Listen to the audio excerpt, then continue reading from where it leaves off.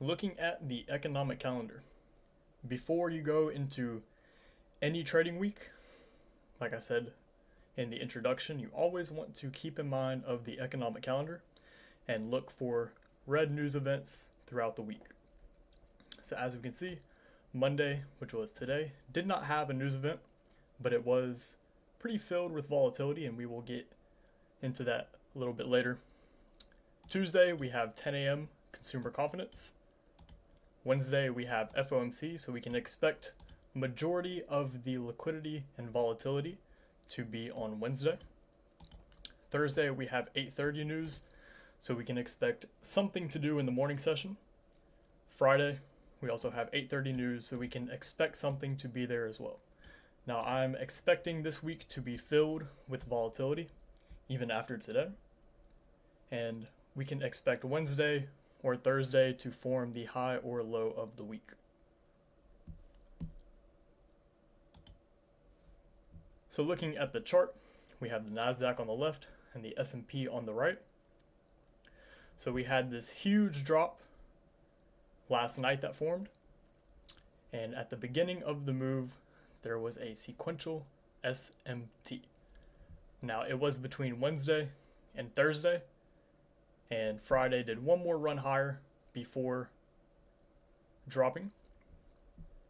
But on the NASDAQ, Wednesday's high was still left intact, and Thursday and Friday failed to take this high, while the S&P took this high on Thursday, making it sequential. So yes, this is still a valid sequential SMT. So as we can see, there was this huge gap that formed on Sunday, and price continued to drop. And whenever you are doing analysis for the week, always wait for the opening price of Sunday, because sometimes things like this can happen. Now, the reason why there was this huge gap was because there was real world news. And yes, sequential SMT can tell you whenever real world news is about to happen or is happening. So that's something you can look into. Maybe I said too much right there, but but I believe on the east there was something that happened with Gaza and all that good stuff, and China had came out with their own AI chatbot, which caused price to gap down a lot and then continue lower. Now, as far as where we can see the market draw to next,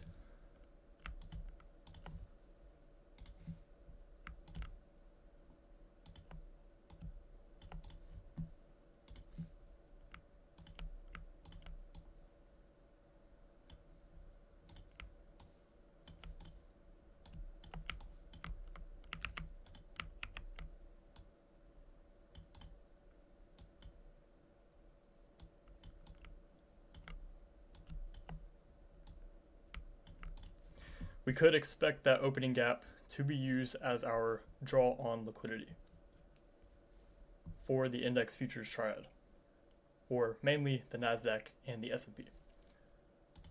And now looking at Forex, we have the dollar and the euro. And today we are looking at the move that happened today in London session, which huge drop on the dollar, big rally on the euro. And what kicked off the move was, yes, a sequential SMT on the 90-minute cycle between Q2 and Q3. As you can see, the euro failed to take the low. The dollar took the high. So the dollar and the euro are inverse correlated. So if the dollar goes down, the euro goes up, vice versa. The dollar took this high above the true open. The euro made the failure swing below the true open. And the sequential SMT formed right at the opening of the quarter. So as you can see right here, the dollar took this high right here. And so we took this high at the end of Q2. And then Q3 opened up and we took this high. This still counts as a valid sequential SMT because this candle right here is still a part of Q3. So Q3 still took Q2's high, while on the euro, at that same candle, it failed to take Q2's low. So whenever you're looking at sequential SMT, you're looking at the previous quarter's high and low. You want the highest point of the quarter or the lowest point of the quarter. That's where the SMT will form and is what will make it valid. So now looking at the entire triad with the dollar, the euro, and the pound, we can still expect continuation from the move. So we can expect this high on euro, this high on pound, and then this low on the dollar.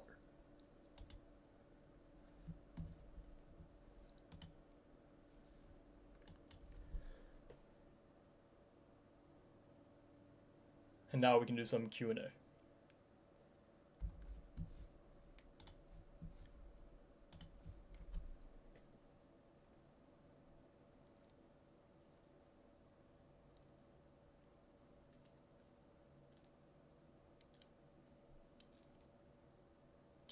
Since the Dow already traded above and beyond the new week opening gap, creating a sequential SMT, do the other ones have to reach for that new week opening gap too? So right now, we are not going to look at the Dow.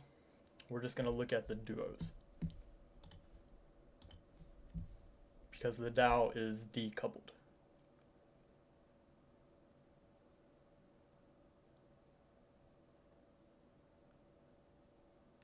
So on indexes weekly sequential SMT between Q3 and Q4 last week, I'm a bit confused on that. When looking at Q1, do we compare Q4 to Q1 or Friday to Q1? So even though Friday is blank, it still can be used as a quarter. And Friday has its own function, which we will get into later on.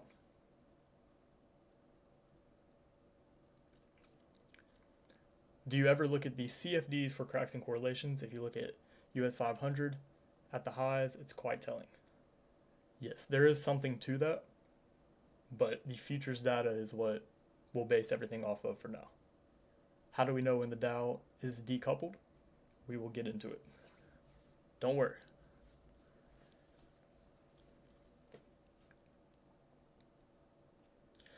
After the gap to be formed on NASDAQ or S&P, you expect to go there and fill. Can you enter? Are you talking about like enter short here? No, we're using this as a target. So we would like to see price draw towards that. And then once it hits this gap, preferably I would like to see an even more willingness to run higher, taking out these highs.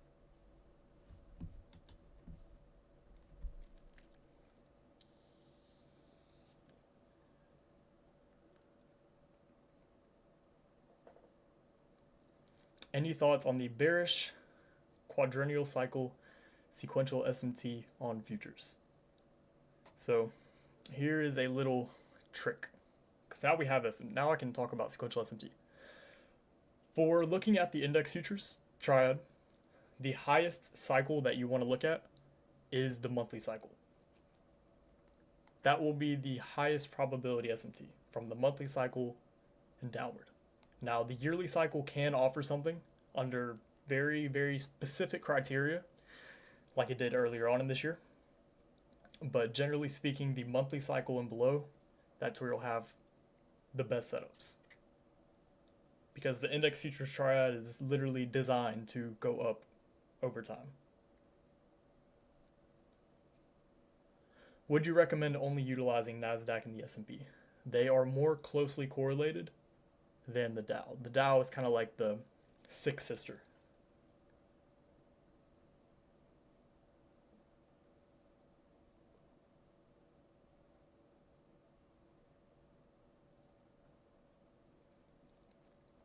Is a higher time frame SMT better than a lower time frame, such as daily SMT before the whole move up, and then we get this hourly SMT formed by the big drop? Should we take the daily SMT as still needing to take highs formed in December? So there is something to that, and the 2024 students know, and it's directly correlated to SMT. But yes, price will move from an SMT back to an SMT back to an SMT once time is right.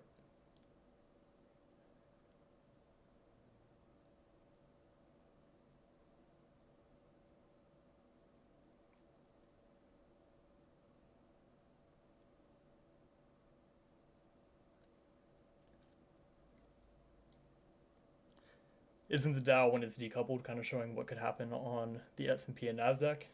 Yes. Is there a difference if the sequential SMT occurs in the beginning of a certain quarter, such as DXY and the Euro today, rather than it happening at the middle of the quarter in terms of how quickly price will run? The higher probability ones that are quick will form in the middle of the quarter.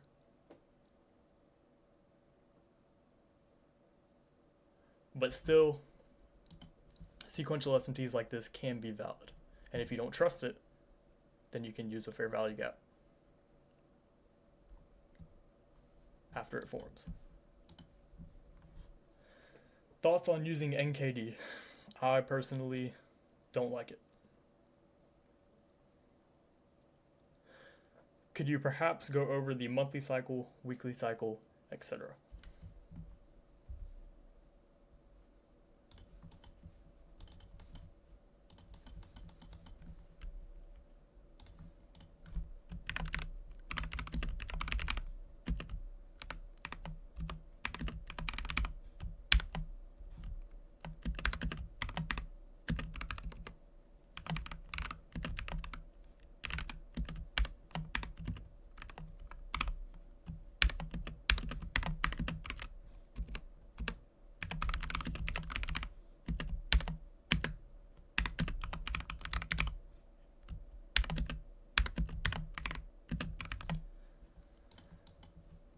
So what we are looking at right here,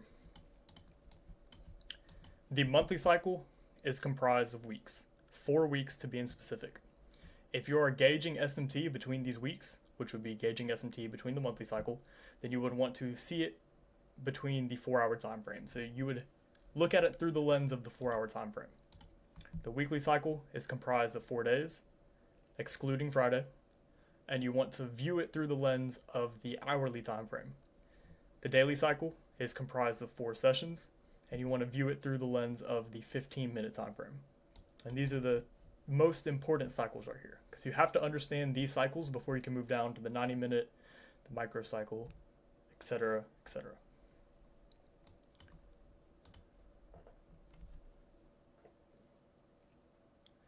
In regards to sequential SMT, do you need the true open of the cycle, or will it still be high probability to use a revolving true open, or both? You can use just the true open as it is, or both true opens, so the revolving true opens as well. But preferably the opening of Q2, which is the real true open, that's the big one that you want to follow.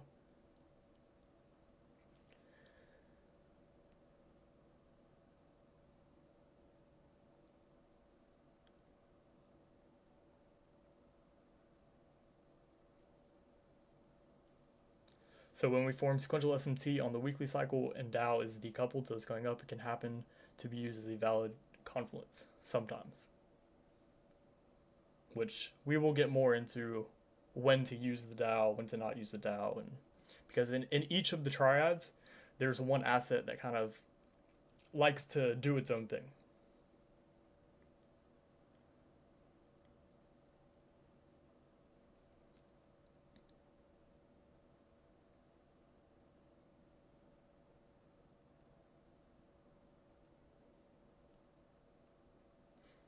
What's the difference between hidden and normal sequential SMT? I don't think we've talked about hidden SMT yet, which we probably will in the future once it forms.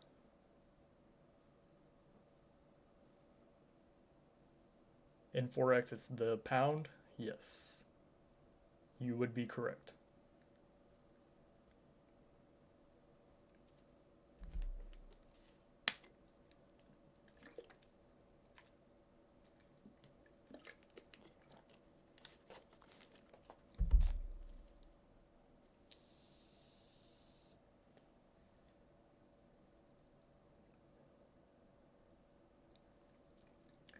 Does it need to close above or below the high or low to count as a sequential SMT, or just the wick? Preferably, you want a cracking correlation between both. So both the wick and the bodies. That will be, if you have that is the highest probability SMT, sequential SMT. Ask you about Ethereum. Oh, we haven't talked about that yet.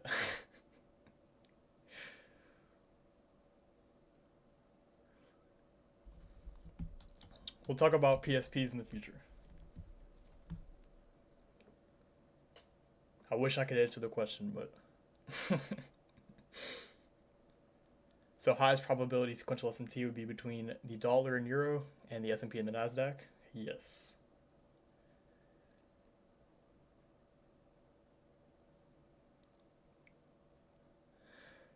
Sequential SMT makes an opposite sequential SMT on the same time frame or cycle. How to consider such formations on the market. You will either see the new sequential SMT override the old one, or you will see it used as a short-term retracement for a continuation of the larger move in regards to what you're talking about. So in the daily cycle, we are looking for entries on the 15-minute time frame. Yes.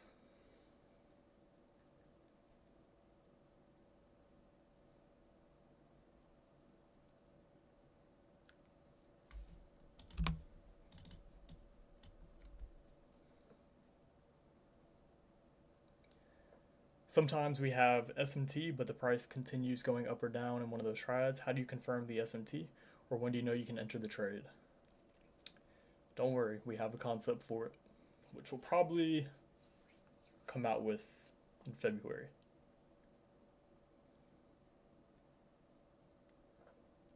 Once you have both of those, you have an SMT, and then you have the other thing, it's like, it's game over.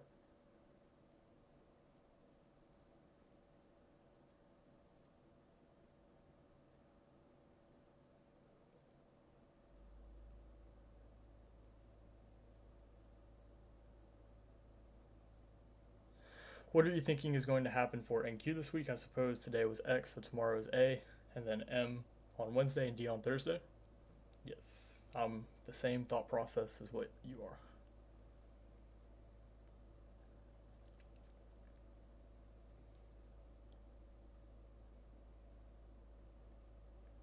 How to distinguish retracement and the situation when a new sequential SMT overrides a previous one. Don't worry. In due time, you'll know. There's only so many things I can talk about right now, because I wish I could answer that.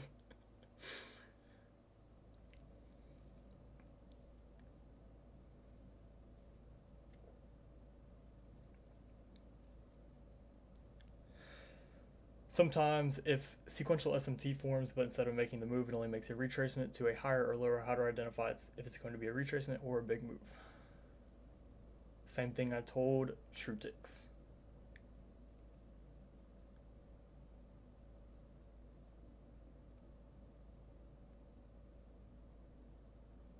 And as we go further and further, you guys will see that sequential SMT happens all of the time. It's everywhere.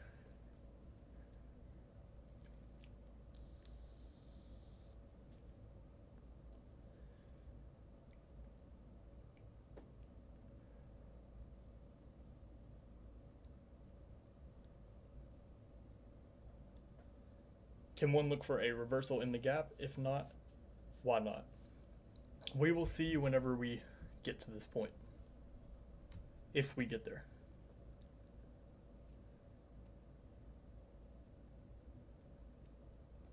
Because sometimes I'm going to get it wrong. Many of you that have been with me for a while know that we rarely get it wrong, but we just have to see how it plays out. And then if I get it right, then we review what happened, how I got to the conclusion, and then that's how you learn best. By seeing it called in front of you.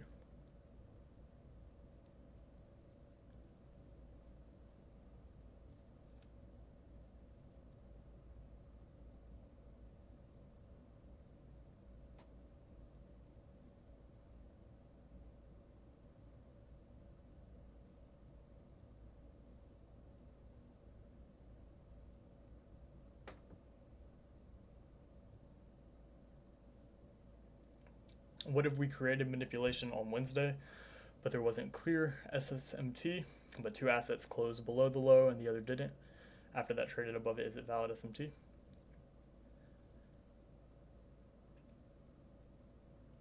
Yes, SMT can be between the closes, which, like I said, we will get into that. Did Lawson upload the QT divider indicator? I'm not sure.